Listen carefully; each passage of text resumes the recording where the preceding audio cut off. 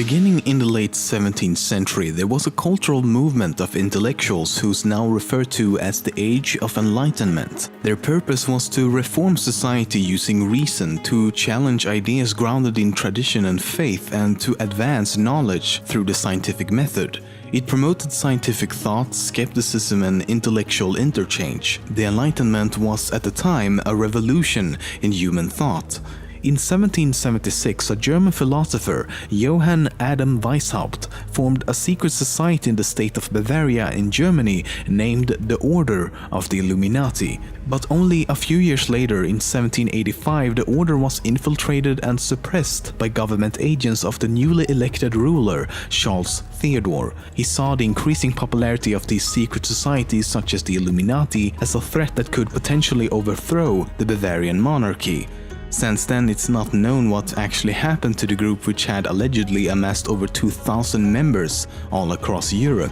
In the years to come and to this day, there have been several claims and of course conspiracy theories that the Illuminati still exists, that they are behind such events as the French Revolution and the assassination of John F. Kennedy. Many also believe that they have infiltrated governments across the globe and that they are controlling and manipulating world events, supposedly to create a new world order with a global government in control of all of humanity. But as stated, there is no evidence that the Bavarian Illuminati survived its suppression in 1785.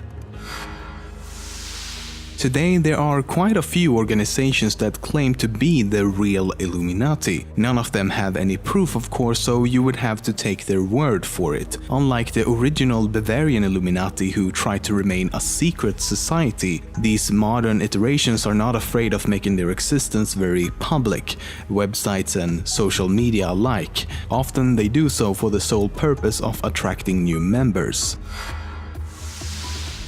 The group started out with only 5 members in 1776, and the plan was for the 5 of them to use a unique moniker instead of their full names. Weishaupt became Spartacus, and the other 4 were nicknamed Ajax, Agathon, Tiberius, and Erasmus Rotterdamus, and they preferred to be called the Perfectibilists rather than Illuminati. It's interesting that today the Illuminati is almost synonymous with conspiracy theory, and that they are often depicted in various forms of media as a group that lurks in the shadows and pulls the strings behind the scenes, so to speak.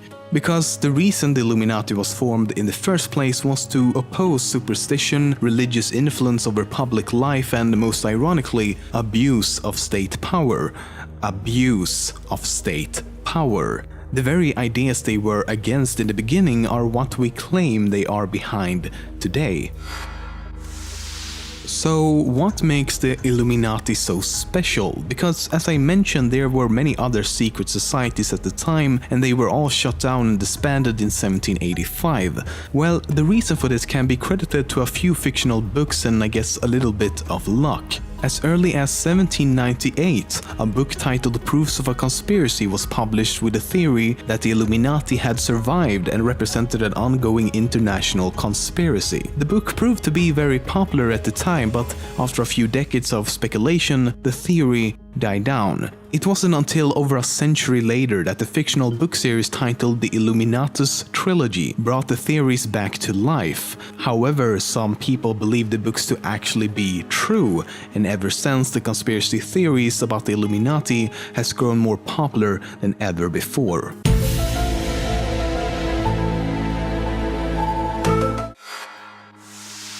On a less serious note, if you go to itanimulli.com, which is Illuminati spelled backwards, it will redirect to the NSA website. Must be a conspiracy. Nope, turns out it was just a guy from Utah who purchased the domain and redirected it to the NSA. Or was it?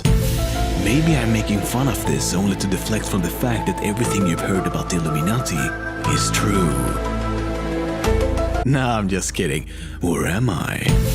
Yeah, I'm definitely kidding. This is not true at all. Or am I? Yeah, I'm kidding, okay? Move on. Or was it? What? The name Illuminati comes from the Latin word illuminatus, which means enlightened. Illuminati can also be used as a word and would then mean a group claiming superior enlightenment on a particular subject, especially religion. But I seriously doubt you will have much use of that word in everyday life.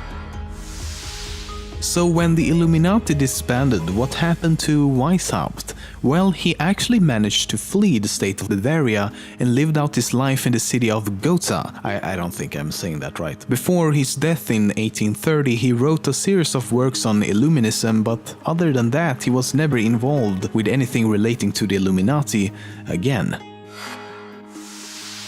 If you've heard about Illuminati before, it's very likely you've seen this symbol time and time again. It's usually referred to as the Eye of Providence or simply the All-Seeing Eye, and if you're from the US, you probably see it every day as it's on the back of the $1 bill. But this is in fact not a symbol of the Illuminati. No, they use a symbol or logo, if you will, called the Owl of Minerva. So why is this symbol so strongly associated with the Illuminati? Well, we don't really know how it happened or who was the first to use it in that way, but it's pretty easy to see why. Many religions past and present have used the image of an eye to represent God or some sort of higher power. One of the earliest known examples is the Eye of Horus, an ancient Egyptian symbol of protection and royal power. So given the original symbolism behind the eye and that the Illuminati is often portrayed as watching our every move, it seems quite fitting.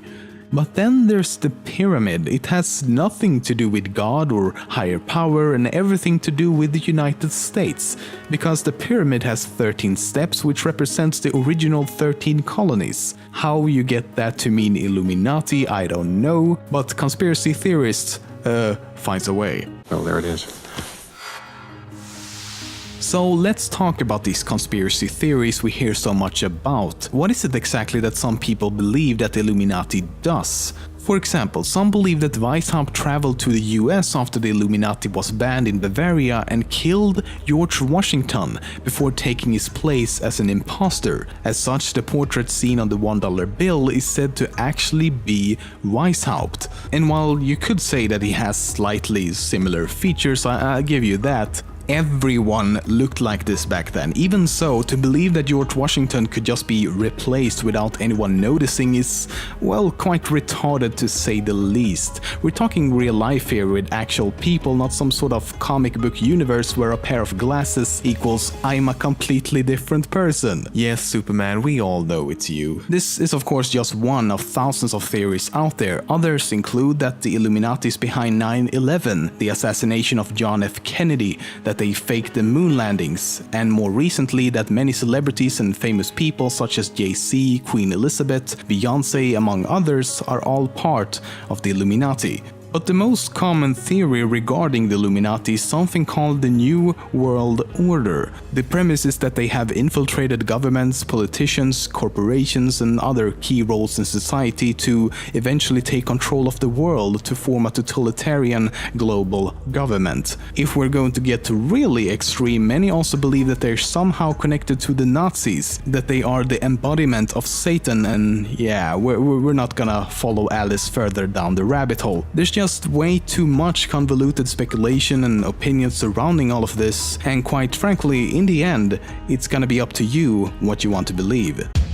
Oh, and before you go, don't forget to check out All Time Conspiracies. They also made a video about the Illuminati over on their channel.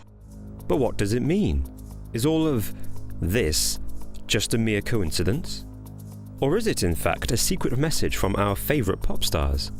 Are Kanye, Keisha, Lady Gaga, Drake and Jay-Z all trying to tell us something? Something that we shouldn't know about the darker side of the music industry? In 2009, Kanye West...